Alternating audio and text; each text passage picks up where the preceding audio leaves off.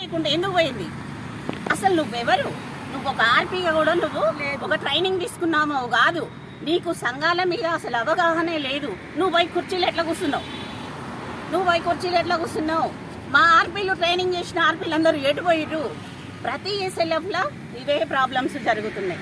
Collector గారు 3 రోజులలో దీని మీద ఆన్సర్ చెప్పాలని చెప్పారు. కానీ ఇన్ని రోజుల వరకు మాకేం తెలియలేదు. రీసెంట్గా ఈరోజు మాత్రం వార్డులలో తిరుగుకుంటూ మొత్తం సంఘ సభ్యులకు లెటర్లు ఇస్తున్నాం. ఏం లేదు, సంఘాలను మొత్తం చందన మీదకి పోండి, ఆర్పీ మీ ఇంటి మీదకి పోండి, గొడవ చేయండి. మరి ఆర్పీని నువ్వు ఎట్లా తొలగిస్తావు? నాకు సంఘము లేదు, ఆర్పీ పోస్టు లేదు, ఏది లేకుండా నన్ను ఎట్లా పక్కకు పెట్టినావు? ఎట్లా ఇంటి మీదకి మనుషుల్ని పంపిస్తావు? ఇదంతా ఒక సిఓలు,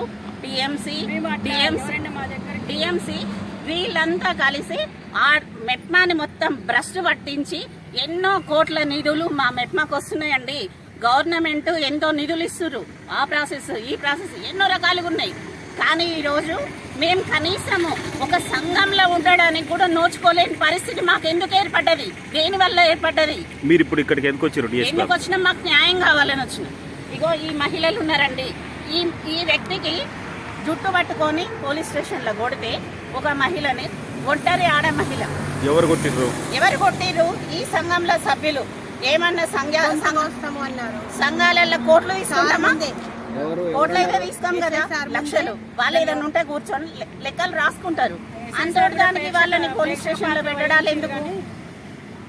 అంతే కదా, పోలీస్ స్టేషన్ కూర్చొని మాట్లాడుకోవచ్చు. ఇక్కడ కూర్చున్నారు ఎస్ఐ సారు, సభ్యురాలు ఉండి అంటే సార్ ముందే అంటే డిఎస్పీ గారు ఏమన్నారంటే, సార్ మంచిగానే మాకు న్యాయం చేయడానికి పంపించినప్పుడు సార్ మాకు హెల్ప్ చేశారు. మంచిగానే మాట్లాడి, అమ్మ ఇది మీది చిన్న ఆడవాళ్ళ ఈ సంఘము, ఇది పెద్ద విషయం కాదు, మీరు సామరస్యంగా కూర్చొని లెక్కలు చూసుకోండి అమ్మ, లెక్కలు చూసినాక మళ్ళీ రండి, దీని మీద ఎవరు ఎట్లాంటి కొట్లాటలు ఏది దుర్భాషలు ఆడుకోకుండా ఉండండి అని సార్ చెప్పడం జరిగింది. ఆ సార్ మాట మీదకే మేము కూర్చొని ఈ సంఘం వాళ్ళకు, రమావన్ సంఘం అండి వీళ్ళది, ఈ సంఘానికి లెక్క చూపించి మేము మళ్ళీ రేపు సార్ని కలవడం జరుగుతుంటది. వీళ్ళ బుక్స్ అన్ని స్టేట్మెంట్లు అన్ని తెప్పించుకొని చూసి ఇది చేస్తాము. కానీ మేము మీకు చెప్పేది ఒకటే అండి, మేము ఈ సమస్య గురించి గతంలో కూడా మేము పేపర్కు ఇవ్వడం జరిగింది. వీళ్ళు ఏమంటారంటే, ఏ ప్రెస్ వాళ్ళు మమ్మల్ని ఏం చేయాలి, మాకు ఆపద ఉండే మిమ్మల్ని ఆశ్రయిస్తామండి, మాకేదో ఆపద ఉందనే మీ దగ్గరకు వస్తాము. వచ్చినప్పుడు ఈ ప్రెస్ వాళ్ళు ఏం చేస్తారు, ఆఫీసర్లు ఏం చేస్తారు, వాళ్ళు ఏం చేస్తారు, వీళ్ళు ఏం చేస్తారు అన్నప్పుడు వ్యవస్థ ఎవరి మీద నడుస్తుంది? ఆ ఒక్కదాని మీదనే నడుస్తుందా? వ్యవస్థ అంటే టీఎంసీ శ్వేతనేనా? దీంట్లో ఈ వ్యవస్థ అంతా లేదా? మీ మహిళలమందరం లేనిది ఆ టీఎంసీ ఎక్కడి నుంచి వచ్చింది? అసలు ఏ అర్హతతోటి ఆ టీఎంసీ సీట్లో కూర్చుంది అనేది రుజువులు కూడా మాకు కావాలండి. మేము ట్రైనింగ్లు చేసి ఉన్నాము, ఎంతో మంది మహిళలం ఉన్నాము. మరి వాళ్ళందరికీ ఉండాలి కదా. మీకు సంఘంలో కూడా తెలియదు, సంఘం లేదు, ఏది లేదు, మీకు ట్రైనింగ్ లేదు.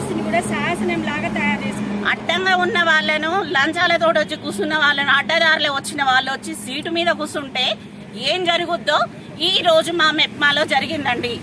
ఈ సూర్యాపేట మెప్మాలో ఉన్నంత అరాచకం, అవినీతి దానికి ఏ వార్డు వాడినా చాలా తక్కువ.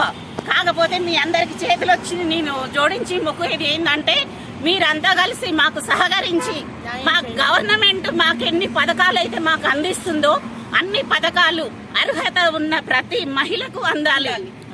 ఇట్లాంటి అవినీతిని మీరంతా తలా ఒక చెయ్యి వేసి ఈ అవినీతిని పారదోలుతారని నా యొక్క విశ్వాసం, నమ్మకం.